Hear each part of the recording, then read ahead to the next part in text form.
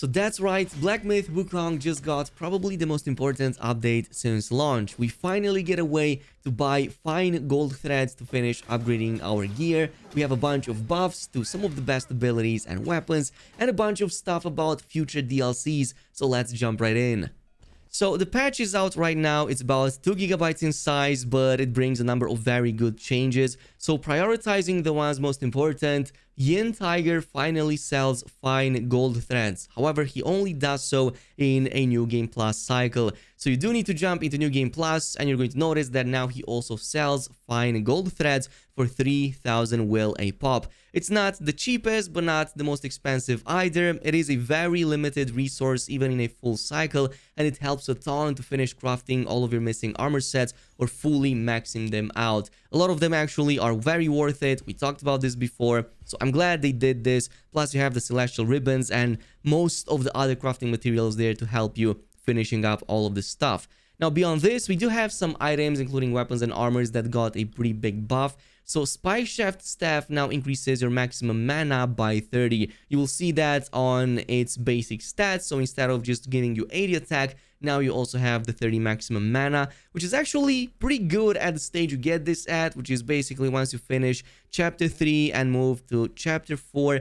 This can help a ton, plus it's not a shabby alternative to some of the other options that may be a bit costly at this stage. It's pretty good for a legendary, plus it gives you a really good bonus. You gain continuous focus for a brief moment after you see through an enemy's attack. So this can help quite a lot if you perform a lot of those resolute counter flows or any see-through mechanic for that matter. You pretty much get a second of those focus points to cast your abilities even more often. We covered this before, solid option at that stage, but let's move on to another one. And that's going to be a buff for the insect armor set, and this is now going to considerably increase the duration of all medicine effects. In fact, it already kinda did that with its 4 set bonus, but now it's going to be even stronger. Now, I have not tested this in-game. It seems that your medicine effects like extra damage, critical chance, resistances, and all the other stuff that you do are going to last a lot longer, but this was already a very neglected armor set as it was,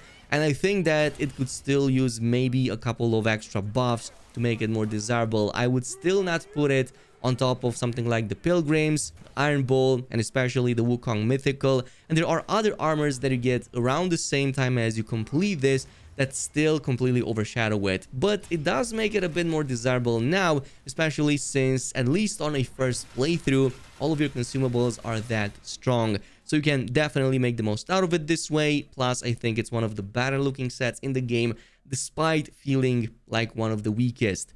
Now, we also have an interesting buff to one of the relic perks for the rock solid deflection. So they reduced the narrowing effect of the timing window for the rock solid deflection imposed by the sound as a bell for the fuming ears relic. So this was already pretty good before the patch anyway. Now it's just a little bit more buffed. So this means that your timing window to do a perfect deflection with the rock solid is no longer as tight.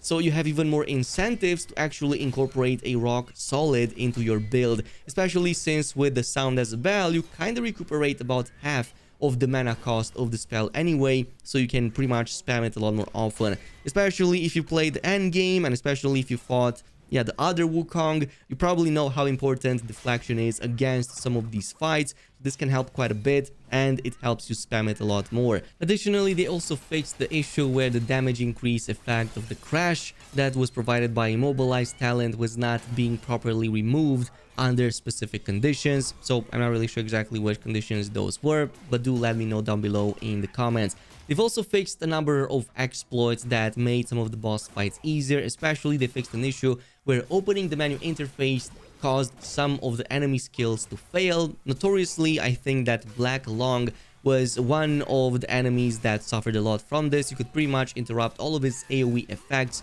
like pretty much by going into the menu screen and then coming back. It would basically completely nullify that effect and make it disappear, including of course the damage and the particle effects. They've also fixed the combat experience for the 100-Eye Taoist Master. However, it doesn't really explain what it does. However, I do know that this boss is an absolutely annoying one due to its hitboxes, especially as it moves around. There were many occasions in which I tried doing heavy attacks, especially the jumps heavy, and you would constantly miss its legs for some odd reason. It's as if he had some invisible walls surrounding his legs, preventing you from hitting him in the first place, but it seems that they have improved some of that.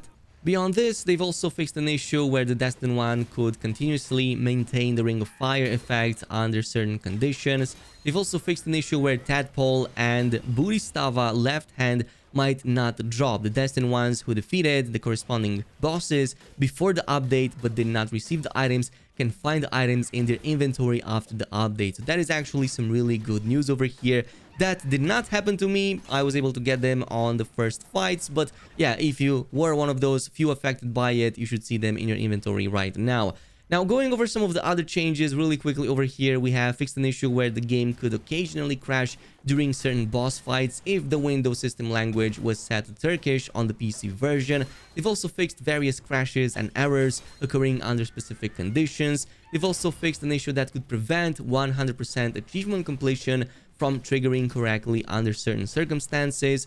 They've also added detection and update prompt for operating system versions and graphic driver versions, resolved an issue where the Destined One could be thrown outside of the invisible wall during certain Yaogai Chief and Yaogai battles, fixed an issue where some enemies could get stuck in certain situations, another one where some enemies could not be defeated under specific conditions, another one where some of the murals in the Great Pagoda were not displayed correctly. Also one where the character models in the Flaming Mountains were not being removed properly. Like, you probably know that the Fox Lady already had a lingering body over there. It seems that this is now going to be removed from that Chapter 5 section.